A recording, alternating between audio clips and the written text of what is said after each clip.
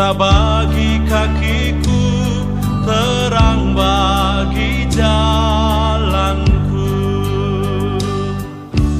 Firman-Mu. Shalom, lagi sekali kita bersyukur kepada Tuhan ya untuk kita boleh bertemu lagi dalam hadirat Tuhan. Hari ini kita boleh belajar untuk mengenal firman Tuhan ini. Saudara, hari ini maaf saya cuma sharing. Tuhan izinkan saya ketemu dengan 3 orang ya, bukan dari Kristen. Aduh, luar biasa. Yang satu tuh disusi begini, namanya Fauzan, orang Sunda. Nah, dia cari-cari di internet Google, tahu-tahu muncul tentang saya. Nah, saya nggak tahu bagaimana dia bisa menemukan nomor HP saya. Langsung dia kenalkan nih, Pak, saya dari agama I, tapi saya ini hampir agnostik, artinya orang yang nggak bisa percaya Tuhan. Terus saya tanya, kenapa? Dia jawab, agama kok sekejam itu sekarang? Justru orang beragama yang paling rajin berkelahi, bertengkar, bertikai. Betul agama apa saja. Nah, ketika saya mencari apa itu agama, apa itu Tuhan, nah dia melihat di YouTube saya, di Google. Akhirnya dia kontak. Nah, saya janji saya akan cari waktu untuk bertemu dengan dia. Nah, terus yang satu, pas saya lagi ngantar salah seorang anak saya, dia kerja di suatu hotel. Nah, karena nggak ada waktu, jadi saya temui dia di situ. Ya udah, lalu saya bersama-sama dengan dia nemani. Ada orang yang kenal anak saya ini. Terjadi pembicaraan. Nah, saudara, dalam diskusi itu kembali orang menanyakan, apa sih tujuan hidup? Kalau cuma sekedar bekerja dapat uang, apakah itu? Lah dia nggak puas. Wah, saya bilang kebetulan ini saya bisa sharing. Nah, yang satu lagi, bulan Desember yang lalu saya dari Palembang mau ke Lahat. Nah, terus saya ngajak anak-anak saya untuk mampir, ayo cari kafe ya di Prabu Mulih. Karena sudah 3 jam lebih perjalanan di mobil, istirahat sebentar. Saudara, begitu kami masuk ke kafe itu, seorang pelayan menyambut kami. Dan Roh Kudus bilang sesuatu, dia ini begini begitu. Oh iya. Nah, dari Desember itu hampir tiap hari dia kontak. Nah, kebetulan saya ada di Palembang hari ini. Dia ketemu saya kemarin malam. Dia ketemu saya sampai tadi pagi ini. Nah, saudara, dari 3 orang ini, saya tuh menyimpulkan suatu fakta dalam hidup ini. Termasuk saudara warga binaan. Ya, saudara pasti menantikan kapan hari pembebasan. Dan banyak yang lain lagi. Termasuk kita yang sedang bebas, yang tidak sebagai warga binaan. Pasti ada banyak pertanyaan dalam hidup ini. Kenapa? Kok bisa? Lalu bagaimana? Terus kemana? Dan banyak lagi. Saudara, saya mau simpulkan. Ketika begitu banyak pertanyaan yang muncul di hidup kita. Karena fakta hidup yang kita ada. Tiap hari kita dipenuhi dengan pertanyaan-pertanyaan yang seperti itu. Sepertinya dalam hidup ini, ya, sepertinya saya berkata, dalam hidup ini hampir tidak ada orang yang tidak menanyakan tentang kehidupan ini. Kira-kira betul atau tidak? Orang bertanya. Nah, hari ini satu kalimat ini yang Tuhan Yesus katakan sebelum dia menyerahkan rohnya untuk rela mati. Ya, karena kata terakhir, kepadamu Bapa aku serahkan rohku, dan dia wafat. Nah, sebelum itu kan ada kalimat ini, sudah selesai. Wow, itu seluruh alam semesta mendengar teriakan itu sudah selesai. Saudara, ayo kita merenungkan kata-kata Tuhan Yesus itu. Ya, saya ulangi. Ayo kita menemukan arti kalimat itu. Sudah selesai. Oke? Nah, kalau sudah selesai. Nah, ada 2 arti loh kata sudah selesai itu. It is finished. Ya. Kalau ada kata sudah selesai, itu ada 2 arti. Arti yang pertama, kalau ada orang sedang mengalami masalah berat dalam hidupnya. Betul-betul berat. Lalu muncul kata ini, habis sudah. Itu kan sudah selesai. Habis sudah. Nah, sudah selesai di kalimat ini artinya ya selesai habis. Tapi kata sudah selesai yang kedua, itu artinya kemenangan. Hore, masalahku sudah selesai. Nah, mari kita temukan dari satu kalimat sudah selesai yang dikatakan oleh Tuhan Yesus. Yohanes 19 ayat 30. Coba kita baca ayat. Sudah selesai. Nah, maka itu kita harus menemukan dua arti kata sudah selesai ini. Selesai yang bagaimana? Saya baca dulu. Yohanes 19 ayat 30. Ya, ini dia. Sesudah Yesus meminum anggur asam itu, berkatalah ia, sudah selesai. Lalu ia menundukkan kepalanya dan menyerahkan nyawanya. Sudah selesai, sudah genap, sudah selesai, sudah selesai. MILT menulis selesailah sudah. Cuma itu bedanya. Yang lain sudah selesai. Nah, saudara tahu toh arti kata sudah selesai di sini, yaitu Tuhan Yesus menyelesaikan semuanya itu. Berarti dalam hidup ini, kalau kita mendengar kata sudah selesai, artinya apa? Bukan selesai yang pertama tadi artinya, tapi selesai dalam arti puji Tuhan, semua masalahku sudah selesai. Itu maksudnya. Kalau kita percaya apa yang Tuhan kerjakan dan sudah selesai, ya sudah. Oke, ini ada yang kirim bahasa Jawa. Bahasa Jawanya, sawuse nyecep anggur kecut mau, Yesus tumuli ngandika, wus rampung, panjenengane banjur nungkulake mustaka. Mustaka itu kepala, lan masrake nyawane. Wus rampung, sudah selesai. Oke ya. Kalau kita melihat ini, berarti masalah-masalah kehidupan kita yang begitu banyak. Saya ulangi, kalau kita sudah membaca apa yang Tuhan Yesus katakan, waktu disalib itu sudah selesai. Berarti kita tinggal tunggu. Ada terjemahan lain, CEV Contemporary English Version. After Jesus drank the wine, he said, everything is done. Segala sesuatu selesai. Is done. Bagi orang yang berbahasa Inggris kata is done, lengkap. Sudah nggak ada yang perlu dikerjakan lagi. Itu dia. Nah, saya berikan contoh ini. Suatu hari jam tangan yang saudara miliki, dan itu jam tangan yang mahal, hadiah dari seseorang, nggak tahu bagaimana, rusak. Maka saudara pasti cari tempat servis yang bagus. Betul tidak? Wajar. Nah, akhirnya orang tunjukkan, coba kamu ke sana, coba kamu ke situ. Ya udah. Saudara akhirnya saudara sampai ke tukang servis itu. Terkenal loh ini. Terus dia periksa. Akhirnya dia berkata gini, seminggu, ya 7 hari balik. Nah, ini dia. Orang ini, dia tuh tanya, saya ini siapa? Saya ini kerja apa? Nah, sebelum saya jawab, ternyata dia cari di Google, cari di YouTube tentang nama saya. Saya belum sempat jawab karena saya sibuk. Tahu-tahu dia nulis gini, aku ngeliat kok di IG Papi isi kajian terus tiap hari. Maaf, karena dia bukan seiman dengan kita. Nah, saya ngajar tiap hari lewat sosial media. Dia bilang kajian. Oke lah. Terus dia bilang, sebenarnya ada beberapa hal yang mau aku tanya, tapi agak sulit kalau ngomongnya lewat WA. Ini aja Papi, aku bilang lewat WA. Sebenarnya, ini loh, ini yang buat saya kaget. Sebenarnya aku itu agak ragu sama agama. Maksud aku, sekarang itu pikiranku agnostik. Nah, agnostik ini adalah seorang yang sudah capek dengan agama. Akhirnya lebih baik aku nggak percaya Tuhan. Nah, ini yang buat saya kaget. Aku percaya Tuhan, tapi aku nggak percaya agama. Wow.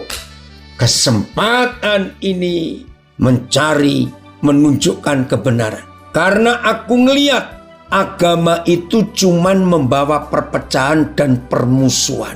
Saudara, lihat, aku itu sekarang cuman berusaha menjadi manusia sebaik mungkin tanpa harus menganut agama tertentu. Kira-kira kalau saudara ketemu, lanjut, dia itu menulis Di kontaksnya nama saya Papi Daniel. Hebat. Nah, jadi Pak Pendeta Jefteles Nusa itu sempat ketemu juga dengan anak saya ini, saudara ini.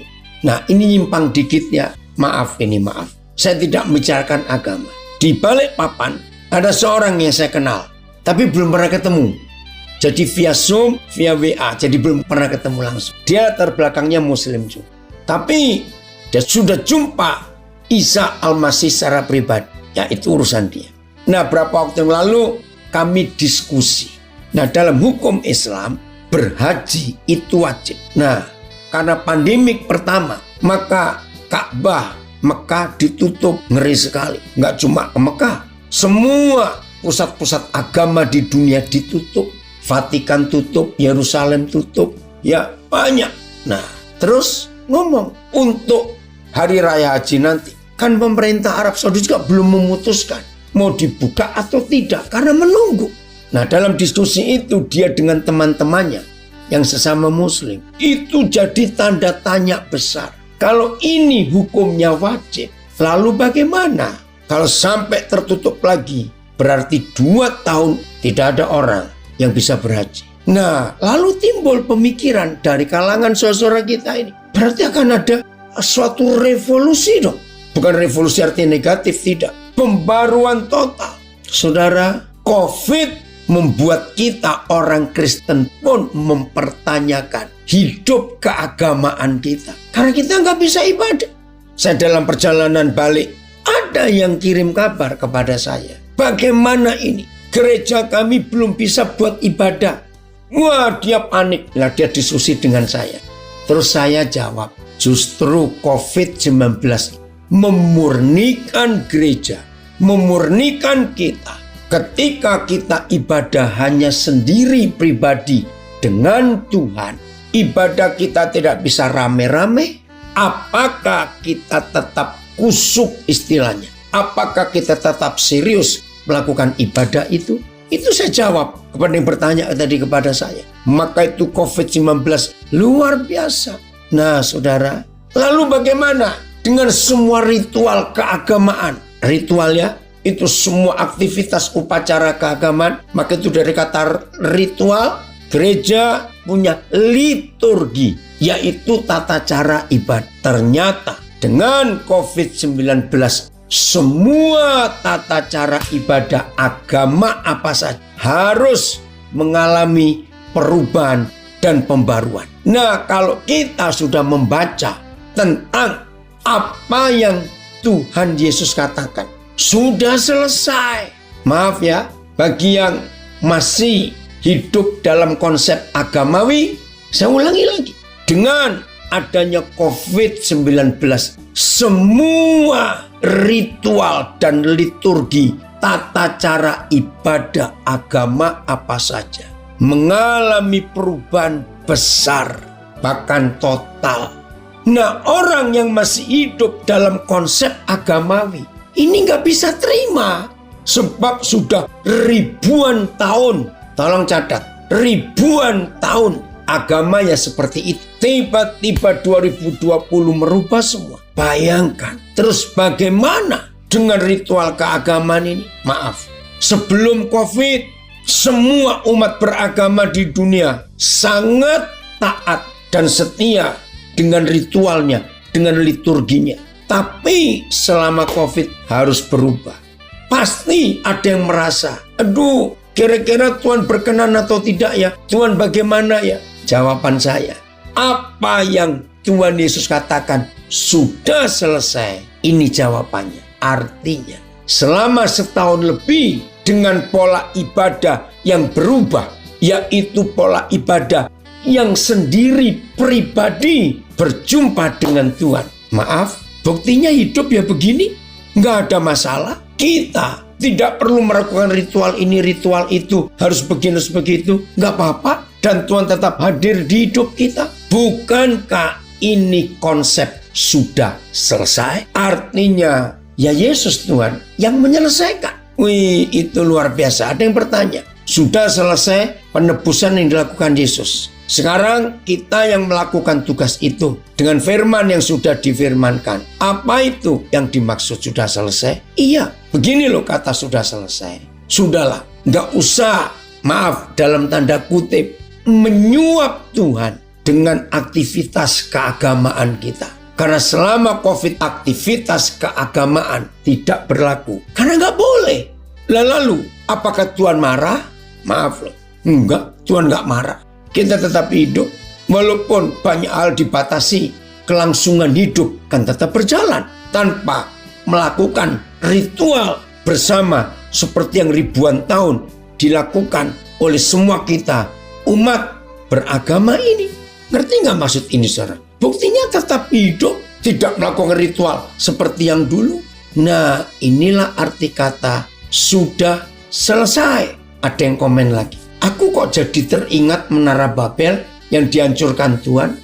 Demikian pola ibadah dirombak sesuai kemauan Yahweh. Benar, dirombak. Maaf ya saudara, wajar kalau semua umat beragama bisa melakukan ritual perintah agama. Wajar orang-orang beragama itu merasa dirinya paling benar, paling suci, paling hebat. Karena sudah mampu melakukan semua peraturan agama. Itu manusia. Tapi dengan COVID semua dirombak.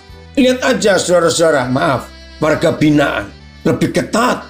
Sebelum COVID, dalam seminggu berapa banyak seorang buat ibadah. Dari gereja ini, gereja itu. Seminggu bisa berapa kali, betul? Tapi dengan COVID tidak boleh orang datang. Tapi toh saudara tetap bisa ibadah. Betul? Berubah semua. Maka itu apa saja yang kita sedang hadapi dalam hidup ini. Seberat apapun masalah dan kasus yang kita hadapi. Biarlah masing-masing kita itu percaya sudah selesai. Ini ada yang komen di Instagram saya dari Surabaya ini. Setelah liturgi dirombak melalui COVID, semoga gereja tidak membuat liturgi yang baru yang gak sesuai dengan firman Tuhan. Setuju.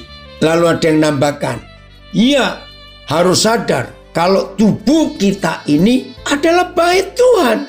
Oh puji Tuhan. Jadi kita tidak perlu sebuah gedung, kita nggak perlu sebuah tempat untuk melakukan ritual agama. Cukup sendiri, atau kalau lagi Zoom, lagi webinar, kita sendiri di depan HP masing-masing. Berubah semua. Dan lagi sekali, walaupun ritual keagamaan kita tidak kita lakukan, Tuhan tidak marah, tetap seperti itu. Nah inilah bukti, maaf ya, inilah bukti betapa Tuhan itu luar biasa. Betul ya? Jadi indah sekali. Oh terima kasih Pak. Karena apa yang Tuhan sedang kerjakan sekarang ini di luar pemikiran kita. Ada yang komen, bagi yang bijak menjaga kesehatan tubuh, kesehatan ekonomi, kesehatan rohani, tidak akan membuat kita tergeletak. Amin. Tuhan kita lebih besar dari apapun juga. Betul. Maka itu saudara, sudah selesai. Oke, saya kembali ilustrasi tadi. Saudara punya jam tangan mahal, dapat hadiah dari seseorang dan rusak. Saudara sampai ke tukang servis yang sudah ditunjuk, yang authorized istilahnya. Begitu sampai, diperiksa dan petugasnya bilang, seminggu Bapak atau Ibu kembali. Berarti seminggu lagi sudah selesai. Nah pertanyaan saya, menunggu seminggu dari hari pertama saudara serahkan jam tangan yang mahal itu pada pihak servisnya. Seminggu itu saudara ngapain terhadap jam itu? Saya beri berapa contoh. Seminggu setelah diberitahu seminggu, saudara kembali lagi. Nah sambil menunggu seminggu, masa orang ada yang buat gini? Tiap hari datang ke tukang servisnya untuk ngecek. Sudah dikerjakan belum? Atau tanya, Pak atau Bu, bagaimana jam tangan saya? Hari pertama datang. Besok datang lagi. Kira-kira kalau orang ini balik di hari ketiga dengan pertanyaan yang sama, Kira-kira kalau saudara jadi tukang servisnya, saudara ngapain? Kalau saya jadi tukang servisnya, saya akan kembalikan jam itu, bawa pulang. Karena saudara nggak percaya saya. Ya atau tidak? Betul bukan? Nah seperti itu. Ya ada yang bilang berharap cepat selesai. Salah. Sudah selesai kok. Berharap cepat selesai. Nah kalau dia bilang seminggu, ya seminggu itu selesai. Nggak usah khawatir. Jadi kalau kita sudah menyerahkan ke bagian servis dan bilang seminggu, berarti sudah selesai dalam seminggu itu. Nah tugas kita santai kerjakan yang jadi tanggung jawab kita sehari-hari. Jangan ngurusin jam itu lagi, sebab jam tangan itu sudah di tangan orang yang tepat. Itu arti kata sudah selesai. Warga binaan, menunggu itu adalah satu-satunya hal yang paling tidak enak dalam hidup. Betul? Menunggu itu hal yang paling tidak enak. Tapi harus menunggu. Dan menunggu sambil sudah selesai. Itu dia. Maka itu mari kita melakukan yang terbaik yang Tuhan percayakan pada kita mulai hari ini. Sudah selesai. Ya kita tunggu saja. Jelas ya ilustrasi ini. Sama kalau saudara masih belum bisa bayangkan. Saudara dapat hadiah kain untuk buat baju. Entah baju pria atau baju wanita. Waduh itu kain mahal sekali. Maka saudara mulai cari penjahit yang terkenal. Ya, yang qualified. Karena itu kain mahal. Dari luar negeri misalnya begitu. Maka ketemu tukang jahit yang menurut banyak orang itu yang the best. Maka saudara datang ke situ. Diukur. Nah orangnya bilang 2 minggu selesai. Ya sudah. Tunggu aja 2 minggu. Nggak usah tiap hari bolak-balik ke penjahitnya itu. Untuk ngecek. Nggak perlu. Nah selama 2 minggu saudara menunggu. Baju saudara selesai. Sibuklah dengan tanggung jawab saudara. Nah seperti itu warga binaan atau semua kita yang sedang dalam proses untuk menantikan sesuatu yang sekarang belum selesai. Tapi dengan kata-kata Tuhan Yesus sudah selesai. Ya sudah. Apalagi warga binaan setiap Agustus 17 hampir semua warga binaan se-Indonesia itu dapat kesempatan remisi. Itu hadiah ulang tahun kemerdekaan Indonesia. Lalu di hari-hari besar keagamaan dapat remisi lagi. Saudara-saudara umat Buddha merayakan hari Trisuci Waisak. Nah biasanya di situ umat Buddha yang jadi warga binaan akan dapat remisi. Yang Muslim Idul Fitri.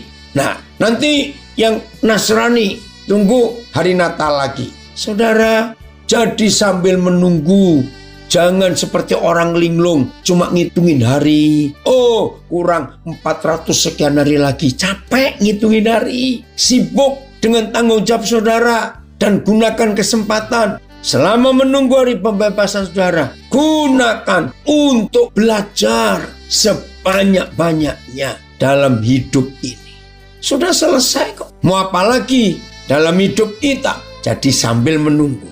Nah, orang yang sudah percaya bahwa masalah yang dihadapi itu sudah selesai, maka orang itu akan menikmati hari-hari hidup yang luar biasa. Apa luar biasanya? Percaya.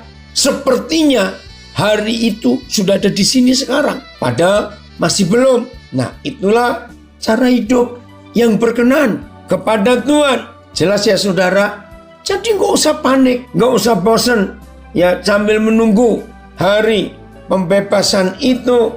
Maka kalau kita hidup seperti itu, maka sukacita surga setiap hari ya akan melimpah dalam kehidupan kita. Maka kalau tiap hari kita berbahagia seperti itu saudara, hidup ini luar biasa, penuh dengan keceriaan, penuh dengan kegembiraan, penuh dengan sukacita, penuh dengan harapan, karena percaya sudah selesai. Dan apa yang terjadi dengan orang-orang, saudara-saudara kita yang ada di sekitar kita, mereka melihat, loh kamu ini kan sedang punya masalah. Semua orang tahu kalau kamu sedang punya masalah. Tapi kok bisa kamu seperti nggak punya masalah? Jawablah, Karena Tuhanku Yesus sudah berkata, sudah selesai masalahmu. Ya sudah. Jadi itu akhirnya, kalau saudara dan saya tahu bahwa hidup ini yang sedang kita jalani dan kita nggak tahu titiknya di mana, tapi kita percaya sudah selesai, ya sudah, tunggu saja. Sudah selesai kok. Itu pola hidup yang berkenan kepada Tuhan. Indah ya kalau seperti itu hidup kita, saudara. Serius. Apalagi yang kita perlu takutkan, apalagi yang kita perlu khawatirkan. Nggak ada, karena sudah selesai. Saudara, tiap kali saya merenungkan firman ini sudah selesai, saya selalu ingat saudara kita namanya Yusuf yang di Mesir. Wih, kalau kita lihat hidupnya, dan ini warga binaan, cocok sekali menikmati hidup seperti Yusuf yang di penjara. Betul tidak? Yusuf itu di penjara mengalami penderitaan yang luar biasa. Tolong yang belum pernah tahu, supaya hari ini tahu. Yusuf mengalami pengadilan yang sangat tidak adil. Apanya yang tidak adil dialami oleh Yusuf? Begini, dia divonis seumur hidup, itu vonisnya. Tapi ini aneh, maka itu warga binaan, belajarlah dari hidup Yusuf. Dia divonis seumur hidup, tapi tanpa diadili. Loh, kok bisa? Coba lihat Kejadian 39 ayat 19. Ya, lihat, enggak adil. Kejadian 39 ayat 19, 20. Sangat tidak adil.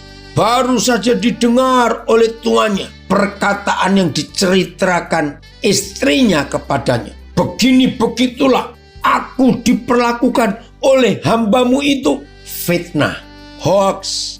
Maka bangkitlah amarahnya. Wajar. Suami mana yang tidak marah dan emosi ketika tahu istrinya mau diperkosa? Betul tidak? Ini dia. Lihat ayat 20. Lalu Yusuf ditangkap oleh tuannya dan dimasukkan ke dalam penjara, tempat tahanan raja dikurung. Demikianlah Yusuf dipenjarakan di sana. Jadi nggak ada proses pengadilan. Mendengar laporan istri tanpa ke pengadilan. Ya karena Potifar itu eselon 2 dalam pemerintahan Firaun. Pejabat tinggi. Nggak perlu pengadilan. Cukup perintah, tangkap, masukkan penjara. Saudara perhatikan kalimat tempat tahanan raja dikurung. Artinya kalau Indonesia ini tapol, tahanan politik. Sebab tahanan tempat pejabat-pejabat kerajaan yang berbuat jahat. Jadi bukan tahanan biasa. Waduh, ngeri sekali. Tempat tahanan raja dikurung. Oke, AYT. Tempat raja punya orang yang terbelenggu pun dipenjarakan. TL. AYT. Tempat para tahanan raja dikurung. BIS. Yusuf sudah ditangkap dan dimasukkan ke dalam penjara. Tempat tahanan raja sama. MILT. Tempat para tahanan raja dikurung. Tempat para tahanan raja. Oh, semuanya sama. Saudara perhatikan. Jadi bukan penjara biasa. Penjara politik. Berarti kelas berat. Nah, saudara bisa bayangkan. Saya ulangi lagi. Yusuf divonis seumur hidup. Tidak pernah diadili. Dan yang ketiga ini loh. Tidak diberi hak untuk naik banding atau membela. Sadis nggak? Saya ulangi. Divonis seumur hidup tanpa diadili, tidak punya hak untuk naik banding, tidak punya hak untuk membela. Jadi istilah kita nggak ada PK, nggak ada peninjauan kembali, tidak ada, langsung vonis. Mari kita bayangkan. Kira-kira umur Yusuf berapa saat itu? Menurut Kejadian 37 ayat 2, Yusuf pertama kali dibawa ke Mesir itu umurnya 17 tahun, jadi masih muda. Lagi sekali Kejadian 37 ayat 2. Nah, berapa tahun di rumah Potifar kita tidak tahu. Ya kira-kira 5 tahun lah. Berarti dia divonis seumur hidup. Itu umur kurang lebih 22 tahun. Nggak punya masa depan. Tapi Yusuf percaya sudah selesai. Jadi walaupun Tuhan Yesus yang mengatakan kalimat sudah selesai. Kan jauh jaraknya. Kalau dihitung mundur ke zaman Yusuf, wih, berapa ribu tahun. Tapi firman Tuhan itu kekal. Saya ulangi, firman Tuhan itu kekal. Oh, terima kasih. Lihat, inilah riwayat keturunan Yakub. Yusuf tatkala berumur 17 tahun, jadi masih muda. Nah, disinilah dimulainya penderitaan Yusuf. Kakak-kakaknya iri, lalu membuang dia ke dalam sumur. Dan seterusnya kita tahu. Nah, Yusuf ini percaya, sudah selesai. Entah kapan. Ini imannya. Mana ayat yang mendukung bahwa Tuhan bertanggung jawab dan sudah selesai? Mazmur 105, ayat 17 sampai 19. Lihat ini ya, luar biasa. Maka itu semua kita yang belajar hari ini miliki iman ini. Sudah selesai. Diutusnyalah seorang mendahului mereka. Yusuf yang dijual menjadi budak. Nggak enak. Mereka mengimpit kakinya dengan belenggu. Habis sudah. Lehernya masuk ke dalam besi. Maaf warga binaan. Saya percaya di Indonesia nggak ada warga binaan yang diperlakukan seperti Yusuf. Lehernya dirantai, kakinya juga dirantai. Kan nggak ada bukan? Nah, saudara, di sini kita belajar. Yusuf mengalami itu. Ingat, divonis seumur hidup tanpa diadili. Setelah vonis jatuh, seumur hidup tidak punya hak untuk naik banding atau membela. Tidak ada. Sudah begitu, lihat. Lehernya, kakinya dirantai. Tapi lihat ayat 19. Inilah iman Yusuf yang mengatakan sudah selesai. Beriman sudah selesai. Lihat ayat 19. Wih, luar biasa. Sampai. Nah, saudara tahu kata sampai? Ada batasnya. Sama pertanyaan beberapa saudara warga binaan. Atau pertanyaan beberapa saudara yang hari-hari sedang punya masalah. Bagaimana? Kapan selesainya? Terus apa? Ini dia saudara. Maka itu mari kita melihat fakta ini. Kapan? Sampai kapan? Lihat 105 kitab Mazmur ayat 19. Sampai saat firman-Nya sudah genap. Ayat 19 di beberapa terjemahan supaya lebih lengkap. Sampai saat firman-Nya sudah genap. Apa itu? Jadi kalau saudara bertanya-tanya, sampai kapan aku seperti ini? Sampai kapan aku harus mengalami penderitaan ini? Sampai kapan? Saudara perhatikan baik-baik. Inilah kebenaran yang luar biasa. Oke. Hingga waktu untuk nubuatannya tiba. Akhirnya terjadilah yang ia ramalkan. Ia dibenarkan oleh perkataan Tuhan. Bukan oleh perkataan pengacara, perkataan membela. Tidak. Sampai waktu firman-Nya datang. Firman Yahweh memurnikan dia. Sampai saat difirmankan. Sampai saat firmankannya terlaksana. Janji Tuhan mengujinya. Hingga sampai masa terjadi apa yang telah dikatakannya. Apa yang dikatakan Tuhan Yesus? Sudah selesai. Nah, tunggu itu. Sama seperti tadi. Saudara membawa jam tangan saudara, arloji saudara ke tukang servis. Ya tunggu. Kalau dia berkata tunggu seminggu, ya tunggu. Sama seperti saudara punya kain bagus dan dibawa ke penjahit. Penjahit bilang 2 minggu, ya tunggu 2 minggu. Yang penting sudah selesai karena sedang dikerjakan. Nah, jadi sampai di sini seringkali yang membuat hidup ini kacau, yang membuat hidup ini enggak penuh sukacita dan bahagia. Karena kita enggak sabar untuk menantikan apa yang Tuhan sudah janjikan. Kita nggak sabar. Renungkan terus firman Tuhan. Tunggu sampai janji Tuhan, firman-Nya digenapi dan janji Tuhan membebaskan saudara. Itulah sudah selesai. Ya. Jadi kalau kita melihat kebenaran ini saudara, maka seharusnya tidak perlu ada di antara kita hidup penuh ketakutan, hidup penuh kekecewaan. Gak perlu lagi. Sebab sudah selesai. Itu yang dikatakan oleh Tuhan Yesus. Jelas ya? Aduh, ini luar biasa saudara.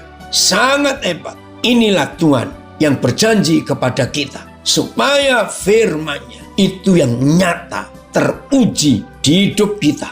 Nah, kalau saudara dan saya bisa berkata sabar untuk semuanya ini, maka hidup itu jadi indah.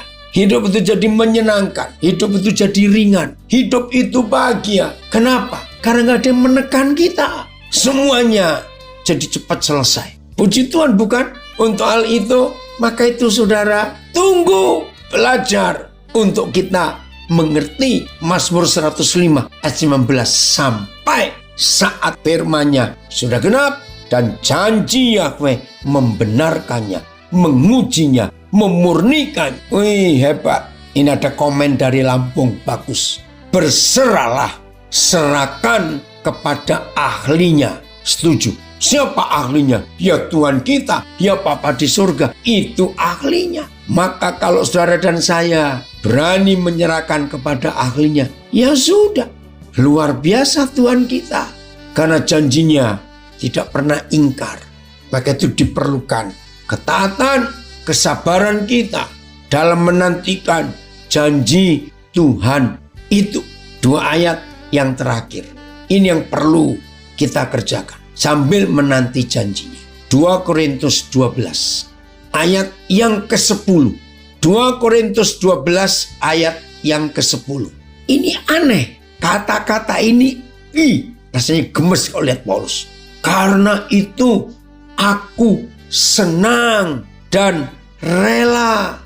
Kalau kita mendengar kalimat karena itu aku senang dan rela, berarti rela apa? Rela menanti. Loh kenapa? Karena senang. Loh senang karena apa? Wah, pasti dapat hadiah ini, dapat berkat itu. Saya baca terjemahan yang lain. Itulah sebabnya aku merasa senang. DL. Maka itulah sebabnya menjadi kesukaanku karena Kristus. BIS. Jadi saya gembira. TSI. Oleh karena itu saya sudah belajar merasa senang. MLT. Sebab itu aku merasa senang. Selebir. Jadi aku rela. AVB. Oleh itu aku rela. Tunggu dulu. Merasa senang dan rela karena apa? Karena itu aku senang dan rela. Aneh. 1, dalam kelemahan. 2, di dalam siksaan. Hah? Apa nggak keliru ini? Senang dan rela kok di dalam kelemahan, di dalam siksaan belum selesai. Yang ketiga, di dalam kesukaran. Habis belum. Senang dan rela di dalam penganiayaan. Selesai belum. Yang kelima, senang dan rela dalam kesesakan oleh karena Kristus. Maaf, orang normal nggak bisa berkata seperti ini.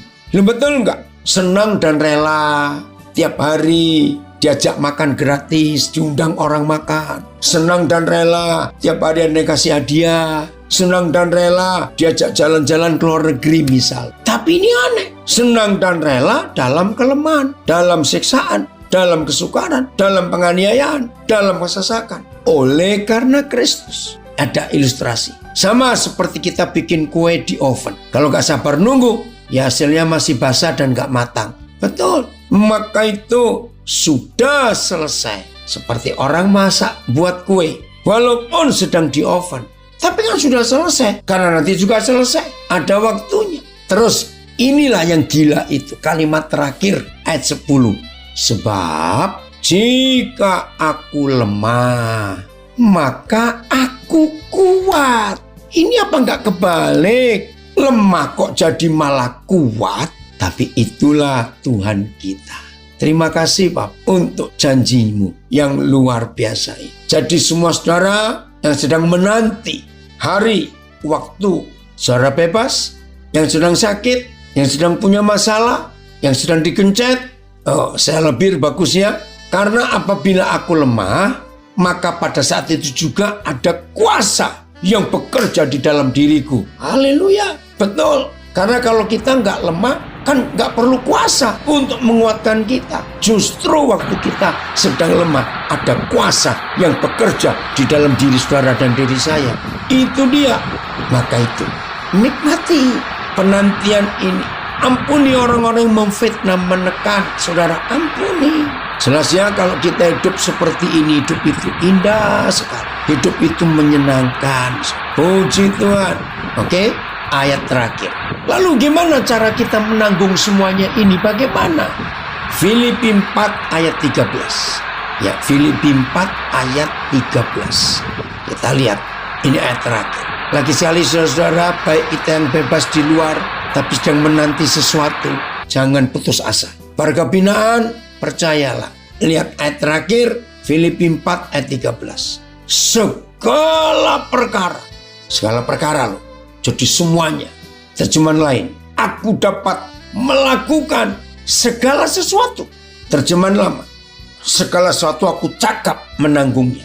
Dengan kuasa yang diberikan Kristus kepada saya mempunyai kekuatan untuk menghadapi segala rupa keadaan. TSI, saya bisa menghadapi segala keadaan karena Kristus yang selalu memberi kekuatan kepada saya. MLT, aku menyanggupi semuanya dalam Kristus yang menguatkan aku. Saya labir, segala keadaan dapat kuatasi karena Tuhanlah yang menguatkan aku. AVB, aku dapat melakukan segalanya melalui Kristus yang memberi kekuatan. Ini dia, segala perkara dapat kutanggung dalam Yesus yang memberi kekuatan kepada. Ya sudah, betul. Menikmati ketidaknikmatan dengan senikmat-nikmatnya. Itulah kunci kemenangan. Kita mempercayai kata-kata Tuhan Yesus sudah selesai. Jadi saudara, sambil kita menunggu kapan sudah selesai, itu ayatnya. Tunggu apa yang Tuhan sedang sediakan, janjikan kepada kita. Itu pasti terjadi. Karena dia yang berjanji gak pernah bohong. Yang berjanji itu setia. Puji Tuhan untuk hal itu. Jadi yang diperlukan kita hanya satu, kesabaran kita. Karena janjinya tidak pernah terlambat. Masih ingat lagu yang terkenal? Janjimu seperti fajar pagi hari. Wah, itu lagu yang luar biasa. Tunggu, fajar itu gak pernah terlambat. Dia tepat. Jadi itu yang Tuhan sediakan buat kita semuanya. Jadi jangan tergesa-gesa, jangan pingin cepat-cepat kalau ngoven roti, ya tunggu waktunya supaya dia masak dulu. Ampuni semua orang yang mengecewakan kita. Saya tidak tahu semua kita yang sedang belajar via Zoom, Instagram, Facebook, dan audio, saudara ngalami apa? Saya tidak tahu. Tapi satu hal yang saya tahu, Tuhan Yesus sudah berkata, sudah selesai. Ya tunggu saja. Maka hidup akan sukacita, hidup akan gembira, hidup merasa ringan. Tuhan Yesus memberkati kita semua. Dan jadilah orang-orang yang dipakai oleh Tuhan. Amin. Firman-Mu pelita bagi kakiku, terang bagi